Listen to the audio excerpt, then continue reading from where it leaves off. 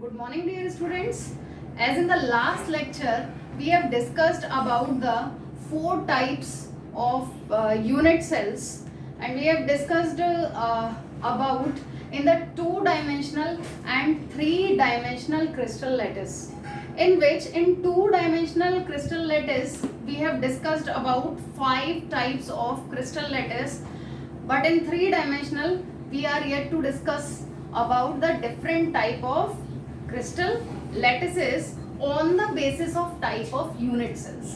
ठीक है, हम लोगों ने बेसिकली क्या पढ़ा कि 4 तरीके की यूनिट सेल होती हैं, या फिर हम कह सकते हैं 2 तरीके की यूनिट सेल होती हैं, सिंपल यूनिट सेल, ठीक है, यानी primitive one and non primitive one.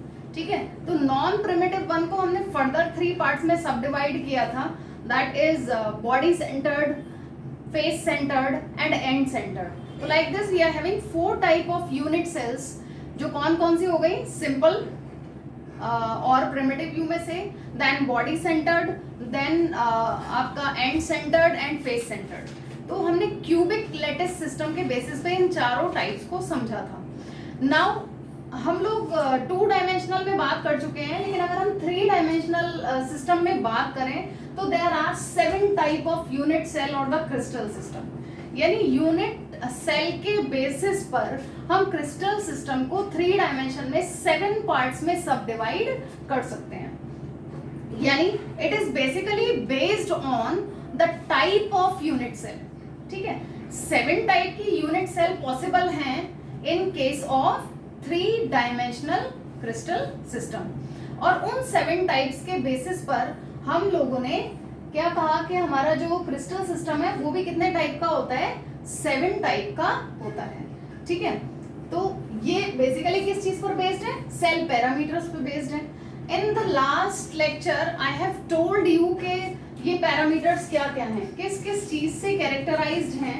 ये मैंने आपको क्यूबिक सिस्टम के बेसिस पर बताया था, क्यूबिक क्रिस्टल सिस्टम के बेसिस पर बताया था कि there are 2 parameters, axial lengths जिसको हम सेल एजेस भी कहते हैं, ठीक है, एंड सेल एंगल्स भी कहते हैं. ठीक है, इसको किस तरीके से बताया था मैंने, एक बार मैं आपको रिवाइज करा देती हूँ. मैंने आपको क्यूबिक क्रिस्टल सिस्टम के बेसिस पर बताया था. तो क्यूबिक क्रिस्टल सिस्टम के बेसिस पर अगर हम देखें तो on the basis of X, Y and Z axis, ठीक है, आई हैव टोल्ड यू कि जो सेल एजेस हैं, या जिसको आप एक्सियल लेंथ भी कह सकते हैं, that is 3 A, B and सी.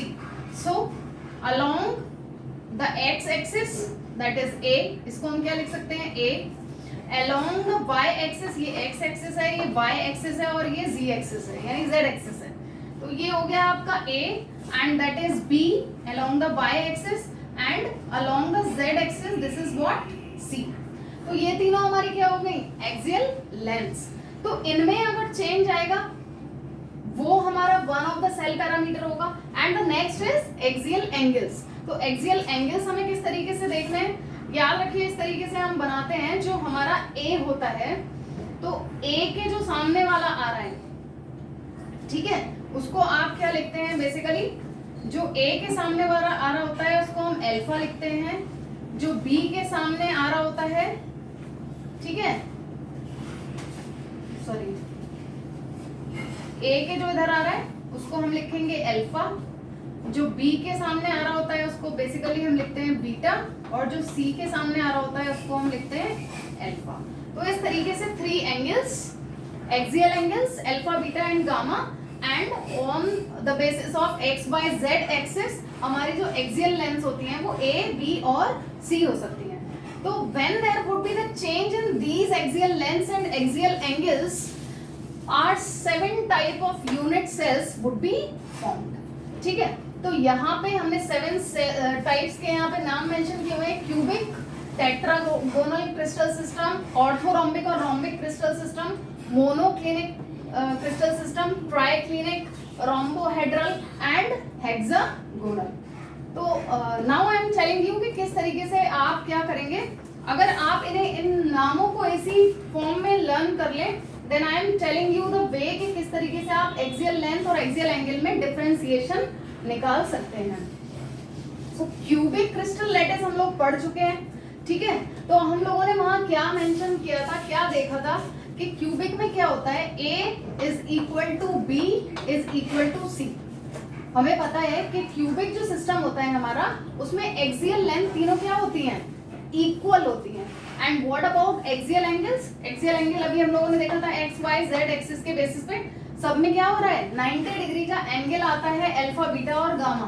तो alpha is equal to beta is equal to gamma is equal to 90 degree, ठीक है। ये पोर्शन मैं अभी आपको बताती हूँ, पहले इतना समझ लीजिए। तो क्यूबिक में वो दोनों चीजें इक्वल होती हैं और एंगल 90 डिग्री के इक्वल होता है, जिसको हम सब अच्छे से जानते हैं। Now that is the next one, tetragonal. अब आपको क्या करना है कि यहाँ पर हम एक्सियल एंगल की जगह एक्सियल लेंथ में चेंज देखेंगे, ठीक है। सो A would be equal to B is not equal to C. Is that clear? यहाँ पे तीनों इक्वल थे, यहाँ पे दो इक्वल हैं, लेकिन तीसरा इक्वल नहीं है। But there would not be any change in the axial angle in the case. ठीक है। So alpha would be equal to beta is equal to gamma is equal to 90 degree. Thereafter आपको क्या करना है, जैसे कि मैंने कहा आपको पहले एक्सियल लेंथ में चेंज देखना है, फिर एक्सियल एंगल में चेंज देखेंगे। तो ऑर्थोरोम्बिक के केस में हम क्या देखते हैं, A is not equal to B is not equal to C, ठीक है। तीनों ही क्या हो गए, अनइक्वल हो गए। But what about the angle, as I have told you there would not be any change in the angle, ठीक है। तो यहाँ तीनों में से किसी में भी चेंज नहीं हो रहा है, एंगल जो है वो 90 डिग्री बना हुआ है, लेकिन एक्सियल लेंथ में एक एक करके चेंज आ रहा है। Now let's see monoclinic one. Monoclinic में हम क्या देखते हैं, that A is not equal to B is not equal to C. ये तो सिमिलर ही रह गया। इसी प्रॉपर सीरियल में हमें लर्न करने से ये फायदा है कि हमें ऑर्डर आसानी से लर्न हो जाता है, ठीक है। तो मोनोक्लिनिक के केस में क्या होगा, A is not equal to B is not equal to C. Now the change would be there in the angles. तो यहाँ लर्न करेंगे आप कि alpha is equal to gamma. Alpha और गामा इक्वल होता है किसके, 90 डिग्री के, but not equal to beta. क्या होता है हमारा, alpha is equal to gamma is equal to 90 degree but not equal to beta. Okay, that you are to remember. अब आ जाते हैं ट्राइक्लिनिक पे। तो ट्राइक्लिनिक पे अब ये जो चेंज हो गया वो तो आपको ध्यान रखना ही है, ये तो सिमिलर ही है, इसमें कोई चेंज नहीं होगा। So A is not equal to B is not equal to C, लेकिन एक्सियल एंगल के लिए आप क्या ध्यान रखेंगे, that now alpha is not equal to beta is not equal to gamma and that is also not equal to 90 degree. Is that clear? So हमें अभी तक जो नजर आ रहा है उसमें सबसे ज्यादा सिमेट्रिकल क्रिस्टल सिस्टम कौन सा है, यूनिट सेल कौन सी है, that is cubic। एंड सबसे ज्यादा अनसिमेट्रिक कौन है, ट्राइक्लिनिक वन। नाउ अब आप क्या करेंगे, इन दोनों में आपको कंपैरिजन करनी है। हेक्सागोनल से भी हम लोग फैमिलियर हैं, हेक्सागोनल हम जानते हैं। रोम्बोहेड्रल की अगर हम बात करें तो rhombohedral is similar to cubic system, ठीक है। Rhombohedral is similar to cubic system. किस तरीके से कि यहाँ पर A is equal to B is equal to C, similar वाला उतार हो गया, ठीक है। A जो है वो B के इक्वल है और वो इक्वल है किसके, C के। But alpha is equal to beta is equal to gamma, ये भी तीनों इक्वल है, but that is not equal to 90 degree. So that you are to remember, ठीक है।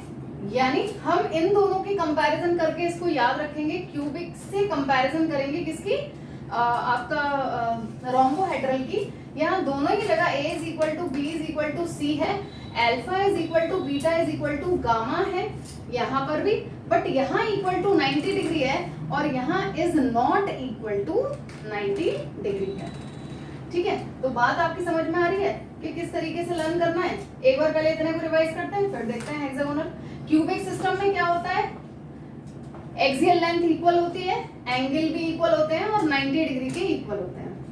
पहले हम चेंज कहाँ पर करते हैं, चेंज हम करते हैं एक्सियल लेंथ में, उसके बाद एक्सियल एंगल में। यानी शुरू में हमारा एक्सियल एंगल में कोई चेंज नहीं होगा, सिमिलर जाएगा, एक एक करके लेंथ में चेंज करेंगे। A is equal to B है but not equal to C है, एंगल सेम है।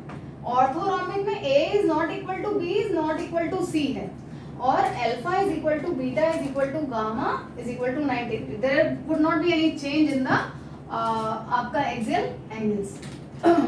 नाउ मोनोक्लिनिक, मोनोक्लिनिक के केस में अब क्या हो जाएगा हमारा, ये तो अब चेंज हो चुका, हमारी तीनों चीजें सिमिलर जाएंगी, एंगल में चेंज आना शुरू होगा। तो आपको ध्यान रखना है कि alpha is equal to gamma but is equal to 90 degree but not equal to beta, ठीक है।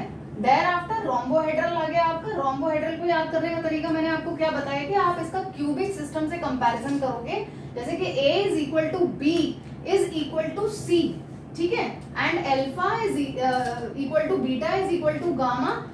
क्यूबिक में क्या होता है, that is equal to 90 degree, लेकिन आपका रोम्बोहेड्रल में क्या होता है, that is not equal to 90 degree. So that you are to remember. अब नाउ बात आती है आपकी हेक्सागोनल की। हेक्सागोनल में हम सारे लोग जानते हैं कि a is equal to b तो हो सकता है but that would not be equal to c। यानी यहां तक हम इस चेंज को फॉलो करते आए, यहां से हम फिर से क्यूबिक सिस्टम से स्टार्ट हो गए, और क्यूबिक सिस्टम के बाद जैसे टेट्रागोनल में चेंज आया था उसी तरीके से आपको एक एज लेंथ को नॉट इक्वल लिख देना है, और बाकी स्ट्रक्चर भी क्लियर होती है हेक्सागन की हम लोगों को।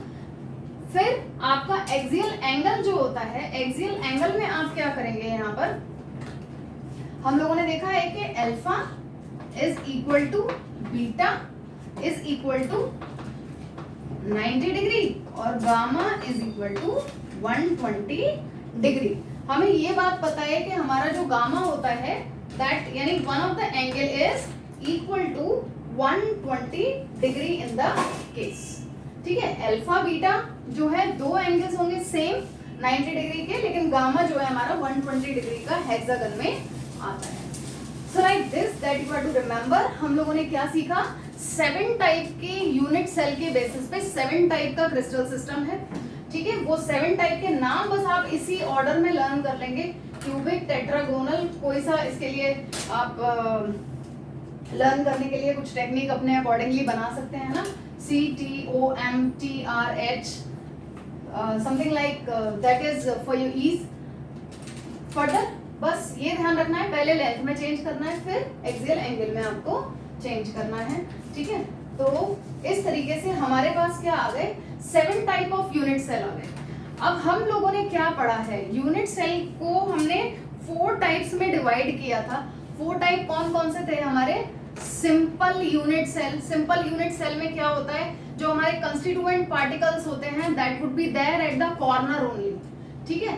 तो 8 पार्टिकल्स एट द कॉर्नर, और नंबर ऑफ एटम भी हम लोगों ने कैलकुलेट किए थे in the last video, go and check for that, है ना। उसको आपको अच्छे से लर्न हो गया होगा, समझ में आ गया होगा।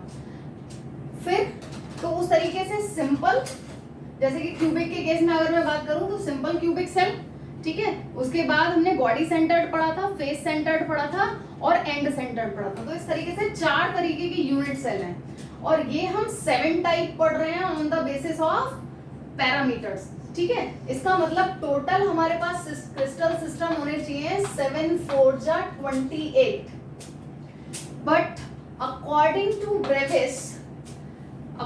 टू ब्रेविस लैटिस ये चारों टाइप के इन सब तरीके के यूनिट सेल में नहीं मिलते हैं, ठीक है। चारों टाइप का यूनिट सेल जो है वो हर सिस्टम में, हर क्रिस्टल सिस्टम में नहीं मिलता है, ठीक है। Only 14 according to Bravais, only 14 crystal systems are there, ठीक है। लैटिस जो है वो कितने टाइप्स के हैं, केवल 14 टाइप्स के, ठीक है, क्योंकि चारों केसेस जो हैं वो हर यूनिट सेल में नहीं मिलता। तो हम यहाँ नोट करेंगे कि ब्रेविस लैटिस कौन कौन से हैं जो इन पर्टिकुलर क्रिस्टल सिस्टम में मिलते हैं। जैसे कि क्यूबिक में हमने देखे तो 4 तरीके के, बट बेसिकली हमें कौन कौन से मिलते हैं, that is simple, body and face, ठीक है। ये 3 तरीके के मिलेंगे, यानी क्यूबिक में हमारे कितने होते हैं, 3 टाइप के जो यूनिट सेल्स होते हैं। कौन कौन से, simple, body and face centre. ठीक है, फिर अगर हम टेट्रागोनल सिस्टम की बात करें तो यहाँ पे हमें केवल 2 ही मिलते हैं, एक सिंपल और एक बॉडी। ओके, ऑर्थोरोम्बिक में चारों मिलते हैं, ऑर्थोरोम्बिक में चारों मिलेंगे, simple, body, face and and centre.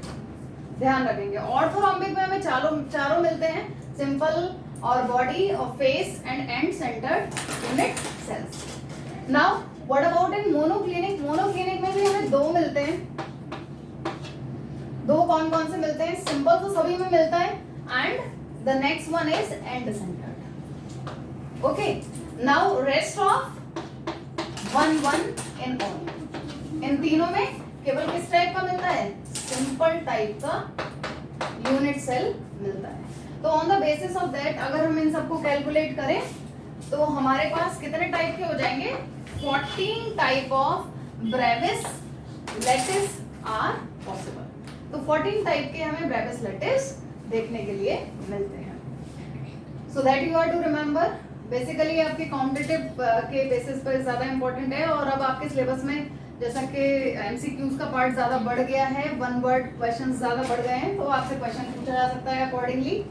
ठीक है, so that you are to remember कि 3 डायमेंशनल जो सिस्टम है हमारा, उस क्रिस्टल लैटिस जो है हमारा, उसमें 7 टाइप के यूनिट सेल्स पॉसिबल हैं, और उनके बेसिस पर 14 टाइप के क्रिस्टल सिस्टम हैं।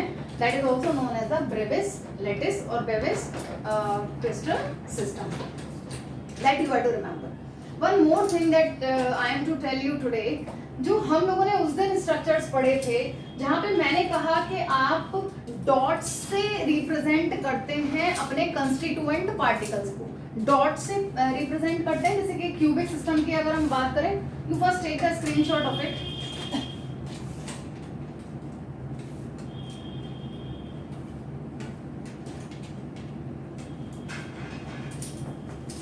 आई थिंक ले लिया होगा आप लोगों ने स्क्रीनशॉट, तो थोड़ा सा मैं यहाँ पर रब कर रही हूँ। छोटी सी बात और करेंगे। हम लोगों ने क्या बात की थी कि जो हमारा जैसे क्यूबिक क्रिस्टल लैटिस हम लोगों ने देखा था, तो हम डॉट से अपने कंस्टिट्यूएंट पार्टिकल्स को दिखा रहे थे और उनको इन लाइंस के थ्रू हमने ज्वाइन किया just to see the symmetry.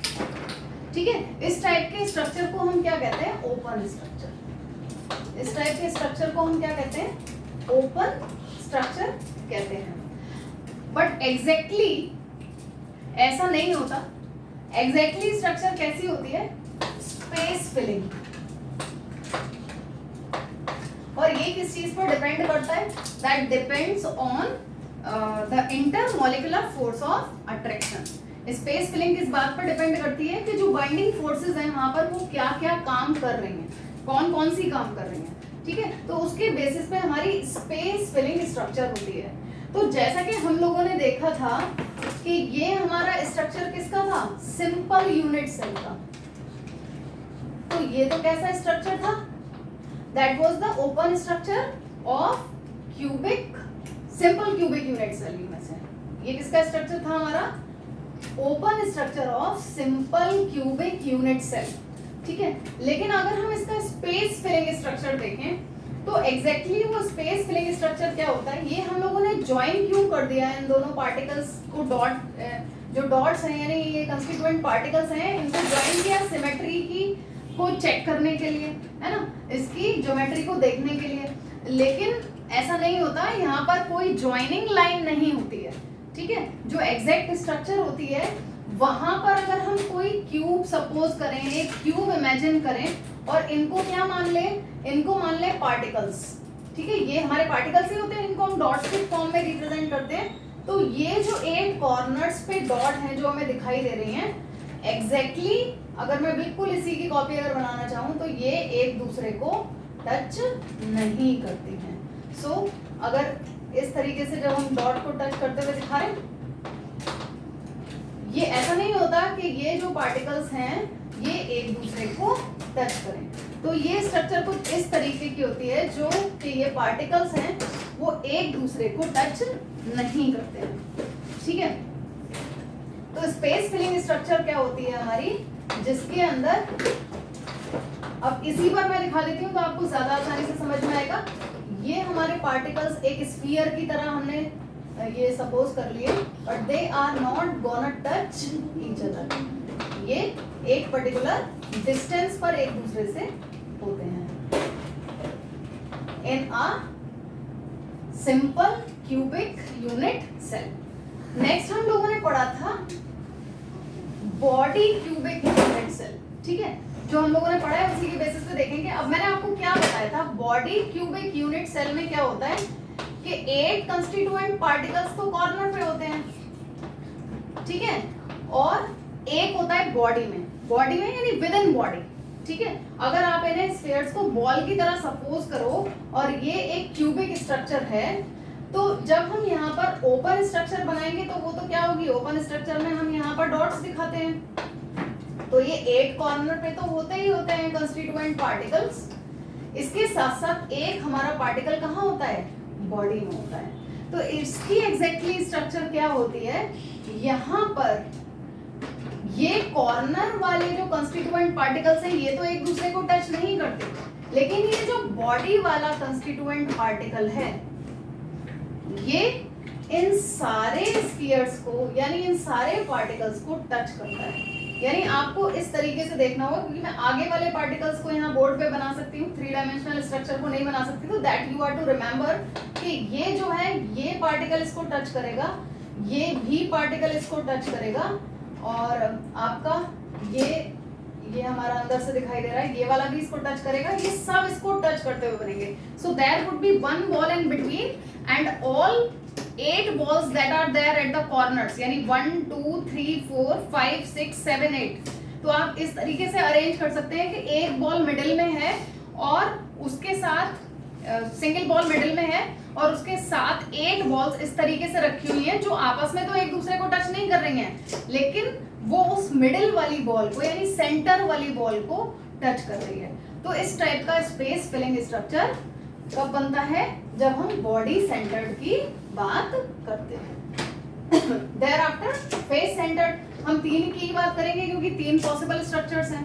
तो फेस में बेसिकली क्या होता है, फेस में बेसिकली क्या होता है, मैंने आपको बताया फेस सेंटर्ड के केस में 8 तो होते हैं कंस्टिट्यूएंट पार्टिकल्स कॉर्नर पे, जो कि सिंपल में भी होते हैं, तो सभी में होते हैं, और बाकी किसी भी क्यूब को जब आप देखेंगे तो आपको 6 फेसेस नजर आएंगी, ठीक है। 6 फेसेस कौन सी, एक ऊपर वाली, एक नीचे वाली, एक आपकी तरफ, एक मेरी तरफ, ठीक है, और हमारी हो गई आपकी तरफ, मेरी तरफ, एक ऊपर और एक ये वाली, एक ये वाली, एक ऊपर, एक नीचे, एक इस साइड और एक इस साइड। तो इस तरीके से 6 फेसेस हो गई।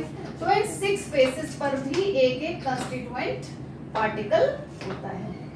ये आपका बाहर वाला और एक ये जो अंदर वाला दिखाई दे रहा है, इसके लिए मैंने बना दिया। तो इस तरीके से कंस्टिट्यूएंट पार्टिकल्स होते हैं।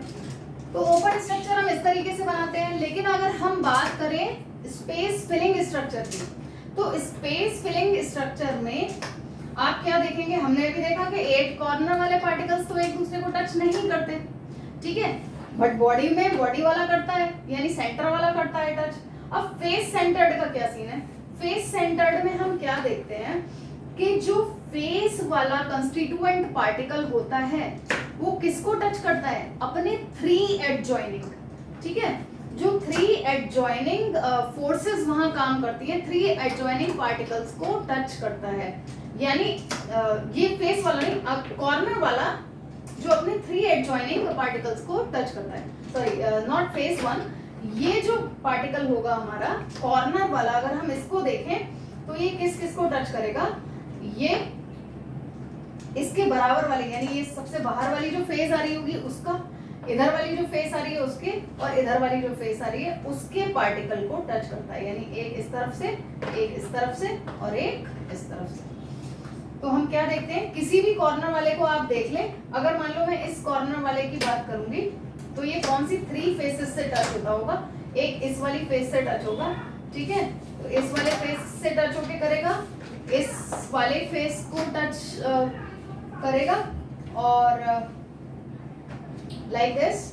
जब हम इस कॉर्नर की बात कर रहे हैं तो एक इसको टच करेगा, एक मिडिल वाले को टच करेगा और एक इस वाले को टच करेगा। मिडिल मतलब आपकी तरफ वाला, you must be getting me, ठीक है। देखिए क्यूब कोई भी हम अगर बात करें तो उसके कॉर्नर पे जो पार्टिकल है, तो कॉर्नर पे जो पार्टिकल है वो किसी एक पर्टिकुलर कॉर्नर पे होगा, ठीक है। अगर मैं मान लीजिए बात करूं, इसको मान लीजिए क्यूब का एक फेस समझ लेते हैं, ठीक है, और इस कॉर्नर वाले की हम बात कर रहे हैं, तो ये कॉर्नर वाला किस किस को टच करना चाहिए भाई? एक फेस इस साइड है, एक फेस ये है ही पूरी, एक फेस इस साइड है, एक बैक में और एक ऊपर। तो इस कॉर्नर वाले अगर मैं पार्टिकल की बात करूं तो ये कॉर्नर वाला किसको टच करना चाहिए? इस फेस पर जो आ रहा है पार्टिकल उसको टच करना चाहिए। इसके अलावा ये कॉर्नर वाला इस फेस पर जो पार्टिकल आ रहा है उसको टच करेगा, और एक यहाँ जो ऊपर फेस आ रही होगी उसके पार्टिकल को टच करेगा। तो इस तरीके से ये 3 एडजॉइनिंग फोर्सेस यहाँ पर काम करती हैं, और ये इस तरीके से फोर्स ऑफ अट्रैक्शन से जुड़े हुए होते हैं, और इन स्ट्रक्चर्स को हम क्या कहते हैं? स्पेस फिल्ड स्ट्रक्चर कहते हैं। And on the same basis we can calculate the coordination number of a particular structure. किसी भी पर्टिकुलर क्रिस्टल सिस्टम का कोऑर्डिनेशन नंबर हम इसके बेसिस पर कैलकुलेट कर सकते हैं। किस बेसिस पे? कोऑर्डिनेशन नंबर किस बेसिस पे? जो पार्टिकल जो है वो कितने नंबर ऑफ पार्टिकल्स को टच कर रहा है उसके बेसिस पे उसका कोऑर्डिनेशन नंबर, यानी नेबरिंग जो पार्टिकल्स हैं, एटम्स हो चाहे आयंस हो या मॉलिक्यूल्स हो, वो कितने नंबर ऑफ पार्टिकल्स को टच कर रहे हैं उसके बेसिस पर हम उसका कोऑर्डिनेशन नंबर कैलकुलेट कर सकते हैं। सो आप रिवाइज कीजिए इसको, ठीक है। थोड़ा इमेजिनेटिव है ये चैप्टर, लेकिन जितना अच्छे से आप इमेजिन कर पाएंगे उतना ही आपके लिए ये इजी हो जाएगा। बहुत ज्यादा कुछ नहीं है इस चैप्टर में, थोड़ा सा इमेजिनेशन के साथ आपको काम में लेना है, ठीक है। आपने बॉल भी देख रखी है, स्फीयर आप जानते हो क्या चीज होती है, और क्यूब भी आप जानते हो, तो अकॉर्डिंगली इमेजिन करके आप आसानी से इसको समझ सकते हो, ठीक है। सो thereafter we will continue in the next lecture. Thank you.